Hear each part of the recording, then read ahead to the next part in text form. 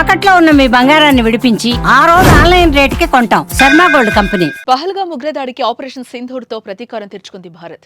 ఆ తర్వాత డ్రోన్లు, మిసైల్స్ తో రెచ్చగొట్టిన పాకిస్తాన్ కు గట్టిగా బుద్ధి చెప్పింది. శత్రుదేశ క్షిపణులు, డ్రోన్లను గాల్లోనే కూల్చేయడమే కాక మిలిటరీ పోస్టులు, ఎయిర్ బేస్లను ధ్వంసం చేసింది. దీంతో కాళ్లబేరానికి వచ్చిన పాక్ భారత్ ను సీజ్ ఫైర్ కు ఒప్పుకోవాలని కోరింది.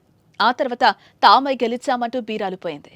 తప్పంతా ఇండియాదేనని, తమది శాంతిని కోరుకునే దేశమంటూ సోషల్ మీడియాలో గోబల్స్ ప్రచారం మొదలుపెట్టింది. అయితే నిజం ఎంత దాచినా దాగదని అంటారు. అందుకే పాక్ చేస్తున్న గోబల్స్ మోసంపై ఆ దేశ పౌరుడే పాక్ పరువు తీశాడు.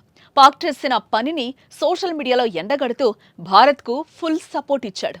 తప్పంతా తమ దేశాందే అని చెప్పుకొచ్చిన వీడియో సోషల్ మీడియాలో వైరల్ గా మారింది.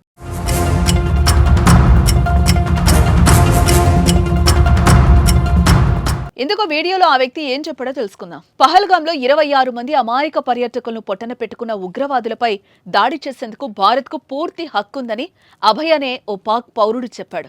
తొలుత ఇండియాపై పాక్ దాడి చేసిందని, ఆ తర్వాత భారత్ అటాక్ చేయడంతో మాట మార్చిందన్నాడు. శాంతి, మానవ హక్కుల పేరుతో హడావుడి చేసిందన్నాడు. పహల్గామ్లో అమాయక పర్యాటకుల్ని పాక్ పొట్టన పెట్టుకుందని మండిపడ్డాడు. ఇరు దేశాలు యుద్ధం కోరుకోవడం లేదన్నాడు.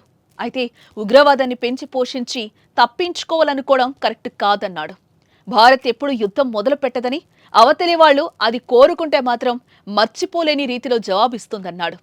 అయినా ఇది వార్ కాదని, పహల్గామ్ దాడులకు ప్రతీకారం తీర్చుకోవడమేనని వ్యాఖ్యానించాడు.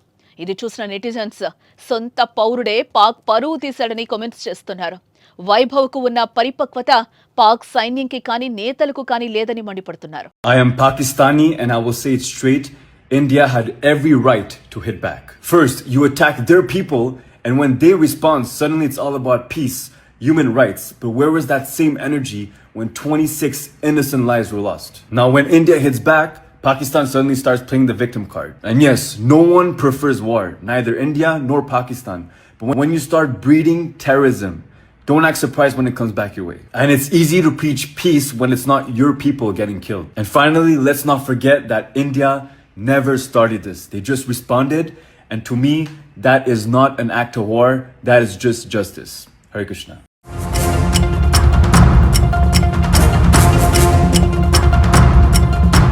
ఇదిలా ఉంటే భారత్, పాకిస్తాన్ మధ్య ఉద్రిక్తతలు క్రమంగా తగ్గుముఖం పడుతున్నాయి.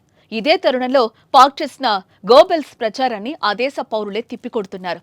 ఇండియా దాడులకు చేతులెత్తేయడమే గాక గెలిచామంటూ అబద్ధపు ప్రచారాలు చేసుకోవడానికి సిగ్గులేదా అని నిలదీస్తున్నారు.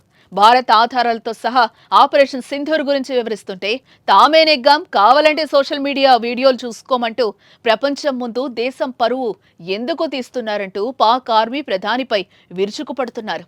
ఏకంగా సొంత దేశ ప్రజలే గ్లోబల్ ప్రచారాన్ని తిప్పికొట్టడంతో పాక్ పరువు పాయ అంటూ పలువురు కామెంట్స్ చేస్తున్నారు.